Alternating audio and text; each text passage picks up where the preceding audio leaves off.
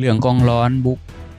เพื่อนประชาชนหรือไปขนไปยังยามมีการยามกลางคืนเนาะตี 1 ตี 2หรือว่า2 โมงกลางคืนเนี่ยนะมันเป็นสิ่งที่เกิดขึ้นซ้ำแล้วซ้ำอีกแล้วก็เฮ็ดให้สงสัยว่ากองร้อนนี่มีอำนาจอีหยังบ่ล่าสุดเนี่ยก็ไปบุกเพื่อนหรือว่าที่พักอาศัยห้องเช่าห้องหยังของประชาชนเขาเฮ็ดเวียกมาเมื่อยได้พี่น้องไปรบกวนเขามีหยังบ่ก็บ่ฮู้เนาะคือเขาส่งคำห้องไปหาเพจเนาะอยู่ในประเทศลาวประชาชนนี่คือสิได้อาศัยแต่เพจล่ะคือสิบ่มีหน่วยงานใดที่จะมาปกป้องสิทธิและผลประโยชน์ของคนลาวอยู่แล้วล่ะต้องอาศัยสื่ออาศัยโซเชียลนี่แหละหรือว่ากองร้อนนี่เป็นหน่วยงานพิเศษของคนกลุ่มใดกลุ่มหนึ่งที่มีอำนาจบ่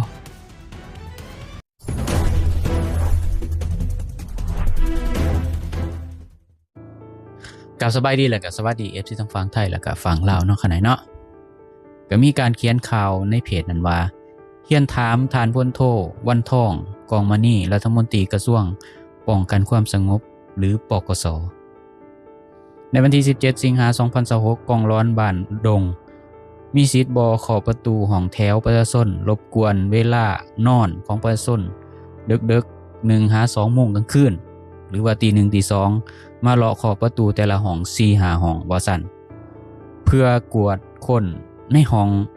กองร้อนบ้านมีสิทธิ์กวดคนห้องเฮาได้และมากวดถ้าเป็นผู้หญิงอยู่คนเดียวมันจะเป็นช่องว่างให้แก่โจรหรือคนบ่ดีบ่อันนี้คือคำถามนำมาเคาะแล้วนั่งเฝ้าหน้าประตูห้องประมาณ30-1 ชั่วโมงแถมยังไปบอกผู้หญิงห้องอื่นเนาะคมคูเขาเจ้าให้มาเคาะซวยเพื่อเขากวดในห้องพิกัดแมนกองร้อนบ้านดงคำสร้างเมืองไส้เศรษฐานครหลวงเวียงจันทน์เดือดร้อนร้ายขอให้เพจข่าวสดเนาะซวยเป็นกระบอกเสียงให้แดทางเฮาก็บ่ฮู้สิหาหน่วยงานใดซวยหานายบ้านก็เป็นคนของเขาเจ้าที่มาประชาชนความสงบลาว Security ฝากแน่เจ้านี่คือความเดือดร้อนของประชาชนแอดมินนี่ก็สงสัยเนาะกองร้อนมีสิทธิ์มีอำนาจหลายสำหรับขนาดนักท่องเที่ยวเนาะคนไทยเขาไปเที่ยวยังไปขู่ถีบเอาเงินเขาเจ้าก็ยังมีเนาะหลายสิ่งหลายอย่างนี่เรื่องขอกวดแบบโดยที่บ่มีไม้ซันหรืออีหยังก็แล้วแต่นี่เบิ่งบ้านเมืองนี่มันเถื่อนเกินไปเนาะบ้านเมืองนี่เถื่อนเกินไปบ่โดยที่บ่มีกฎระเบียบวินัยที่จะเฮ็ดให้มันถูกต้องตามหลักการบ่ต้องมีไม้ค้นบ่เนาะและตำรวจไปไสนี่คือคำถามมีอาวุธมีอีหยังพ่ายเข้าไปเขาก็ตกใจเนาะเขาไปก่ออาชญากรรมอีหยังบ่เขาก็ตกใจแหละก็ไปดึกๆดื่นๆนี่ไปรบกวนเวลานอนของเขาบ่เพราะว่าเบิดมื้อเบิดเว้นเขาก็ทำมาหากินเนาะยังบ่แล้วเท่านั้นเนาะเรื่องกองร้อนยังบ่แล้วเนาะก็ยังมีเรื่องของระดับขันเมืองอีกกองร้อนนี่ระดับขันบ้านเด้พี่น้องมาเบิ่งระดับขันเมืองอีกสร้างความเดือดร้อนกับประชาชนเฮาได้กับมวลแม่มันรกเรือแห้งและเรือไข่ทิกพ่อแม่จงไว้ให้เมื่อพี่น้องบ่ยังนี่เบื้องนี้เนี่ยเบื้องมรดกกับต่างหากตอนมรดกต่างหากนี่อำนาจรัฐส่งเสริมพายปุ่นเรื่องปุ่นจี้สิ่งสับจูดเล่าเขาเพราะไปเบิ่งอีกเด้อขอจิรายงานมาพระเจ้าเด้อบ่เฮ็ดบ่คำตัวนี้อยู่ปักกระดิ่งเด้อเวียดมาเฮ็ดเด้อคือปักกระดิ่งทางเข้าบ้าน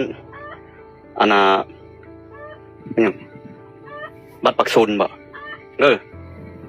เวียดที่ถ้อยเฮงเด้อผู้เด้อเป็นซูเปอร์โลจกอย่างสุมาเฮ็ดเด้อแล้วให้พระเจ้าผู้นายฮู้ว่าทุกคนเด้ออันนี้เป็นเขามาลักเฮ็ดลักจกแล้วเฮ็ดเด้อนี่นะเด้อเบื้องใต้เอกสารพระเจ้าบ่นั้นเด้อว่าเลยเจ้านายจิมาเลยเขารถเอาลังไปเสื่องหมดเด้พวกเวียดกูบ่ได้เข้ามาถึกตรงไปเลยเด้อนี่คือเสียงสะท้อนจากใจของประชาชนที่มีให้กับอำนาจการปกครองบ่ว่าสิเป็นขันบ้านหรือขันเมืองอีหยังก็แล้วแต่นะไปบุกยึดเอาที่ดินหรือว่าดินดอนตอนหญ้าของประชาชนไปป่นเอาที่ดินของประชาชนบางคนก็มีขอบท้องที่ดินใบตาดินขอบท้องก็ยังถูกยึดเอาไปแล้วก็สุดท้ายก็เงียบไปบ่มีหน่วยงานใดออกมาเว้าหรือออกมาให้ความกระจ่างว่ามันเกิดหยังขึ้นเดี๋ยวนี้บ่มีเนาะพี่น้องเปรียบดังบ้านเมืองนี่คือบ่มีแปรเนาะมีพวกที่มีอำนาจเนาะอยากเฮ็ดหยังก็ได้ แล้วก็บ่มีคำตอบแล้วก็เรื่องนั้นก็เงียบไปหรืออาจสิถูกข่มขู่หรือคนนั้นอาจสิถูกเก็บอิหยังก็บ่ฮู้เนาะมันสามารถเป็นไปได้เนาะพี่น้องเนาะก็บ่มีแบบข่าวออกมาแล้วก็เท่ากับการสังเวยก็ว่าได้เนาะมีการโพสต์เรื่องปล้นเรื่องเอาที่ดินของประชาชนแล้วก็เงียบไปเลยทางการบ่ได้ออกมาให้คำตอบใดๆทั้งสิ้นบ่ต่างกับการสังเวยเนาะของคนๆนั้นเนาะสังเวยทั้งอิหยังก็แล้วแต่ที่เฮ็ดให้คนๆนั้นบ่สามารถที่จะออกมาให้คำตอบได้ว่าเกิดหยังขึ้นที่ดินถูกต้องบ่หรือแนวใดก็บ่เห็นข่าวว่าจังไดเนาะถึงแม้ว่าอาจจะมีบางส่วนเนาะที่มีรัฐออกมาให้คำตอบก็สิเรื่องที่ดินบ่ถูกต้องเนาะก็มีแต่ว่าบางเทื่อนี่ที่ดินที่มันถูกต้องนี่ก็มีแต่รัฐก็บ่เห็นออกมาให้คำตอบก็ถือว่าเป็นการสังเวยอาจสิสังเวยชีวิตหรืออาจสิสังเวยเสรีภาพของคนๆนั้นก็บ่ฮู้อาจสิจับเข้าคุกหรือบ่ก็บ่ฮู้ก็เงียบไปนี่คือสิ่งที่เกิดขึ้นในประเทศลาวเนาะประเทศลาวเปรียบเสมือนบ้านป่าเมืองเถื่อนประชาชนถูกกระทำแนวใดบ่มีองค์กรใดบ่มีหน่วยงานใดคุ้มครองได้ว่าความปลอดภัยเป็นแนวใดยุติธรรมเป็นแนวใดความโปร่งใสเป็นแนวใดบางเทื่อก็มีฮอดตำรวจไปดำๆมองๆตี 1 ตี 2กลางคืนบ่ได้อยู่ได้นอนบัดเวลาเขาออกมาโพสต์แล้วก็จับเขาว่าเขามีความหวังดีต่อรัฐสำหรับคนบ่ได้ถือก็บ่เป็นหยังคนที่มันบ่ถือมันก็บ่ได้เดือดร้อนหยังดอกเพราะว่าหยังเพราะว่าเขาเจ้าบ่ค่อยได้คิดถึงเนาะเพื่อนร่วมชาติหรือว่าพี่น้องร่วมชาติที่ถูกกระทำแนวใดเนาะต้องถือกับตัวเองเนาะคนลาวต้องถือกับตัวเองก่อนมันจังสิรู้สึกมันจะสิออกมาโอดครวญออกมาฮ้องโอ้ยซอยแหน่เป็นหยังคือเป็นนั่นๆนี่คือจังข่าวที่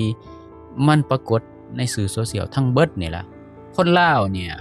เป็นของตายคนลาวเนี่ยถือกระทำอะไรก็ได้รัฐอยากเฮ็ดแนวใดก็ได้บอกว่าประชาชนเป็นเจ้านั่นน่ะนั่นนี่แปลกเนาะนั่นแหละคือสิ่งที่เกิดขึ้นเนาะกับชีวิตของประชาชนสิทธิเสรีภาพของประชาชนก็มีให้เห็นอยู่ตลอดนั่นแหละเดี๋ยวมันก็สิหนักหน่วงขึ้นไปอีกเรื่อยๆเนาะจนกว่าเนาะคนลาวทุกคนสิได้เจอเนาะเป็นรายบุคคลอีกต่อไปถ้าหากว่าคนลาวเนาะยังเห็นแก่ตัวยังบ่มีน้ำใจต่อกันนะสำหรับมื้อนี้ขอมาขอบใจขอบคุณสำหรับ FC ทุกท่านที่ให้เกียรติเข้ามาติดตามฟังรับชมหรือกดไลค์กด Subscribe เพื่อสิบ่พลาดคลิปต่อไป EP ต่อไปสำหรับมื้อนี้ขอกล่าวคำว่าสวัสดีครับสบายดี